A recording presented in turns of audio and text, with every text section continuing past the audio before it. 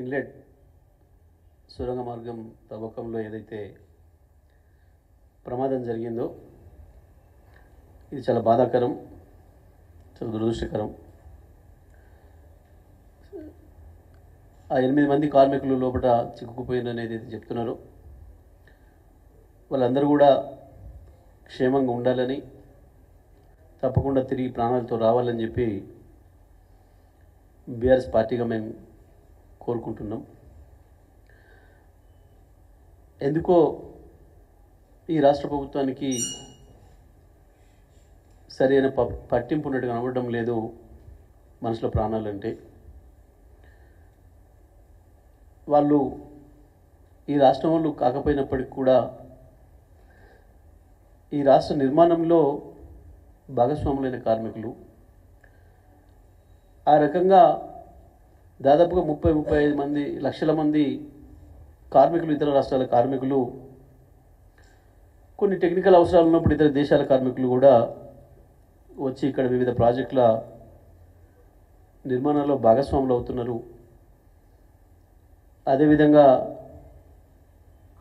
ఇక్కడ ఇళ్ల నిర్మాణాలు, అపార్ట్మెంట్స్ కావచ్చు, హైరైజ్ బిల్డింగ్స్ కావచ్చు, ఇళ్ల నిర్మాణాలు, రోడ్ల నిర్మాణాలు,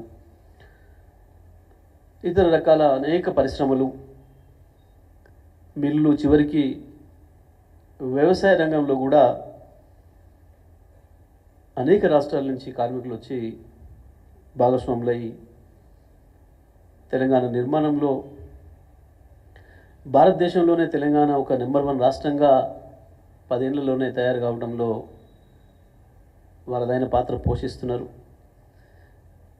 దాన్ని దృష్టిలో పెట్టుకునే కేసీఆర్ గారు కరోనా వచ్చిన సందర్భంలో కూడా వాళ్ళకు ప్రత్యేకమైన రైలు సౌకర్యాలు ఏర్పాటు చేయడం, ప్రత్యేకమైన ఆసుపత్రులు నిర్మాణం చేసి వారికి ఆరోగ్య విషయంలో వాళ్ళకి భరోసానివ్వటం, అదేవిధంగా మన రాష్ట్రంలో ఉండే ప్రజలకు ఇచ్చినట్టుగానే వాళ్ళకి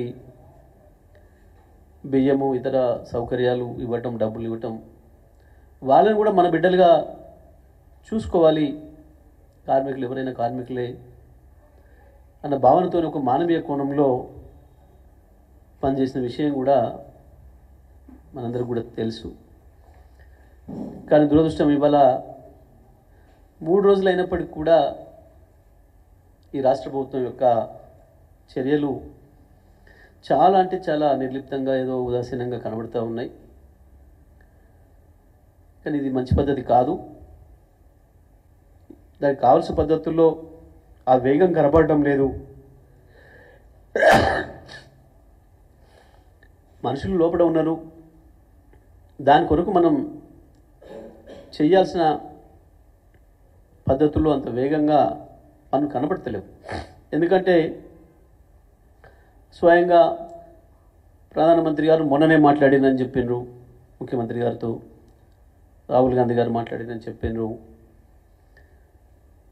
మరి ఈ దేశంలో ఉండే అత్యున్నతమైన పదవుల్లో ఉన్న ప్రధానమంత్రి గారు, ప్రతిపక్ష నాయకుడిగా ఉన్న రాహుల్ గారు ఇద్దరు కూడా మాట్లాడిన తర్వాత ఇప్పుడేదో పైనుంచి కేంద్రం నుంచి వచ్చిన టీంలు ఇప్పుడేదో రంగంలో దిగినాయని, ఇంకేందో చూస్తున్నారని చెప్పేసి అని మాట్లాడుతున్నారు. దురదృష్టం ఏంటంటే ఇప్పటికీ కూడా సంఘటన జరిగింది, ఎంత దూరంలో జరిగింది, ఏ ప్రాంతంలో జరిగింది, అక్కడి నుంచి ఆ టీబీఎం మిషన్కి ఎంత దూరం ఉంది, మధ్యలో గ్యాప్ ఉందా, ఏముంది అనే విషయాల్ని స్పష్టంగా చెప్పలేకపోతున్నారు. కానీ మీడియాకు మాత్రం పనికిమాలిన రాతలన్నీ పుంకాలుగా రిలీజ్ చేస్తున్నారు. అప్పుడే ఒక ఆయన టీబీఎం మిషన్ పనికిరాదని, అదేదో మొత్తం ఖరాబ్ అయిపోయిందని, ఇక ప్రత్యామ్నాయ మార్గం కావాలని, ఇది మొత్తం పనికిరాదు ఇంకో వైపు నుంచి వెళ్ళడం వల్లని రకరకాల రాతలను చూస్తూ ఉన్నాం. మరి ఏ నిర్ణయంతో వచ్చిండ్రు, ఎట్లా వచ్చిండ్రు, ఎవరిచ్చిన సమాచారం, ఎవరికి వాళ్ళు ఇష్టం వచ్చినట్టుగా మాట్లాడుతున్నారు. ఇది రాష్ట్ర ప్రభుత్వం యొక్క నిర్లక్ష్యానికి నిదర్శనంగా కనబడుతుంది. మనుషుల ప్రాణాలంటే సంఘటన దురదృష్టకరం, చెప్పి జరగదు, ఓకే.